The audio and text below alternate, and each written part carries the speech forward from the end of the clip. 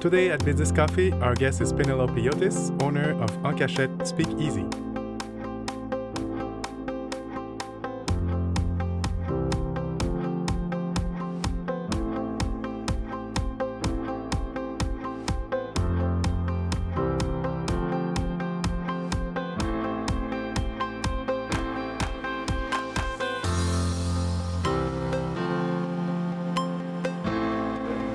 Welcome, Penelope, to Business Coffee. Thank you for being here with us today. Thanks for having me.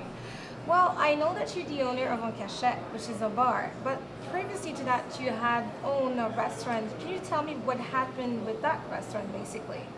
Well, my mother and I had purchased a restaurant in 2005, and we were renting from this building complex where there was 14 enterprises, and the landlord had wanted to build condos, so he was slowly evicting everyone in the business complex. We were the last ones remaining. We had a solid buy until 2013, and we had set a court date to figure out what would happen. He got impatient and had already started selling the condos, and once he had sold X amount of condos, he needed to build. So one morning we get a call from one of my clients, and basically they're like, you should really come to the restaurant, there's bulldozers. So once we arrived, it was too late. Like, he had bulldozed the whole restaurant with my equipment and everything inside. So from there was choices to be made. Like, what would we do? Like, I had various possibilities. I could go to the media and start like this upheaval and huge scandal. I could go after him and sue him, which would cost a lot of time and money and emotional like strain. My lawyers were like, oh, it's going to take a year and a half, it's going to cost $30,000, or I could settle for compensation. And I decided for like my emotional health, for my life, for money, basically to settle for a compensation. And in the meanwhile, I had found my location for my bar. So I said, you know what, I need to like move on, leave the past in the past, and quickly rebuild myself again, because once you hit a down spiral, it's very easy to just let yourself slide. And a new business for me was like something that could help me go through this difficult time. It was very therapeutic to start a new project. So basically that's how I got from being in the restaurant business to being in the bar industry.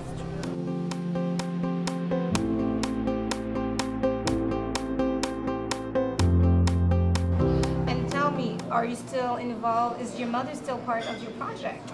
Well, what happened is I had found the bar, and it was initially a restaurant that held a bar license.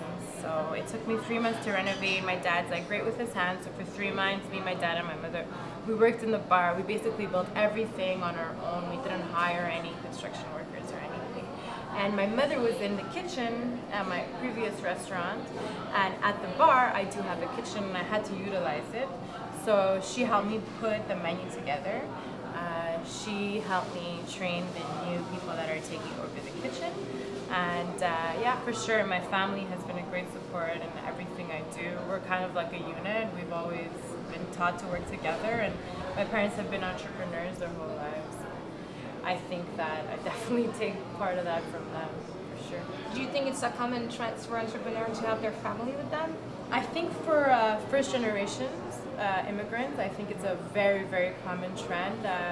Usually like immigrants come, they rely on their family very much, and they often come for new opportunities, and opening a business is definitely an opportunity that a lot of immigrants take. So I think they instill in their children this like, we're going to stick together, we're a family, and we're going to help you build a business if you need a business, build a house if you need a house. I think it's a common cultural trend for everyone, for a lot of immigrants to do that with their kids. Yeah. So what do you think will be the main skills to start a business? Main skills to start a business? Wow, that's a really difficult question. I think definitely hard work for one. Like, I don't know if that's considered a skill or if it's like, innate, but I think definitely like you shouldn't be afraid to dedicate a lot of your time to your business. Therefore, if you don't like your project, don't even bother starting, because there is no point to it. I think a business plan is something that a lot of young entrepreneurs are like, I have this great idea, let's go through with it 100%. No. I think that you have to take a step back and realize that maybe your idea isn't possible or isn't. So making a business plan is extremely important, and a lot of young entrepreneurs forget that. You have to think through everything because you don't know what might happen. The biggest thing in business, which a lot of people forget, is you have to continuously evolve. Like, it's not you set a recipe and you're gonna follow that recipe forever. No, that's like, even if you're the best restaurant, after 25 years, if you still have the same decor, if you still have the same old staff, it's not gonna work. There's this, look at Apple. They're continuously evolving their product, and that's what you should do. You should never think that you have the perfect product. No, it's perfect for the moment, and then you continue, and then you can work on it. There's always work. Oh yeah, always.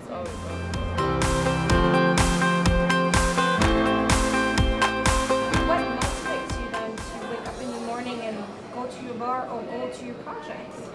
It's definitely watching something grow and being part of something that's growing. It's like I've always wanted children, and I can't and I think a business is like a child, and you watch it grow and you teach it how to learn and you make friends, and I think that you really have to understand that it's a process, and I love the process.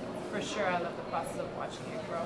That's basically what makes me, those days where you hit the great sales and you're like, oh man, what a great day. Or when somebody comes up to you and it's like, oh, your bar is amazing, I love the way it feels. And you're like, okay, this is what I like, versus like, oh, I have to do this bill, I have to do that bill. So that's not the fun part of it. No, that's definitely not the fun part of the business. But it's the day-to-day, so you gotta be aware of everything that entails, It's not all fun having a bar. Yeah, being a woman, what do you think, there's a say that women think and act like men when they're in business. What do you think, what is your thought about that? I think people say that because we still live in a very patriarchal society. I think if you as a woman follow your instincts, I don't think you have to behave like a man to be a good entrepreneur. I think we have great instincts, women have. And I think their conflict resolution skills are much better than men's, sorry. So the way I think women deal with problems is a different way than with men.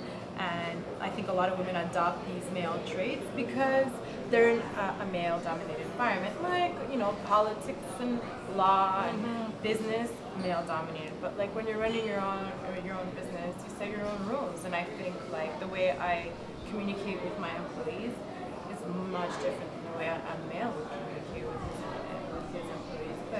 And I think as women, we need to trust our instincts.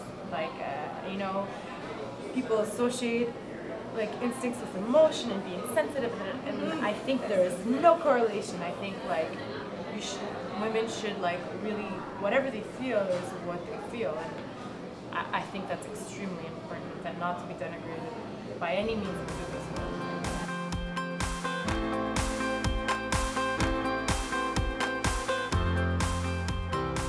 If I have to sum up everything, what will be your main message for entrepreneurs that would like to start a business?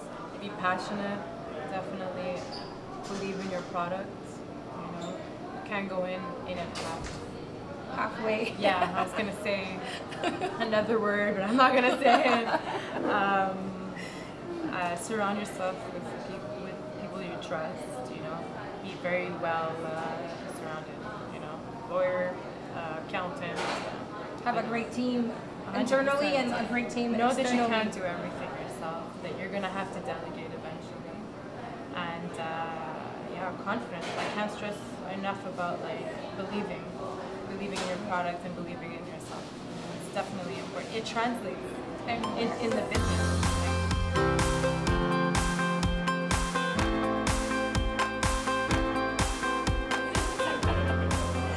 Well, I want to thank you, Penelope, for being here. Thank you so much. It's very fun.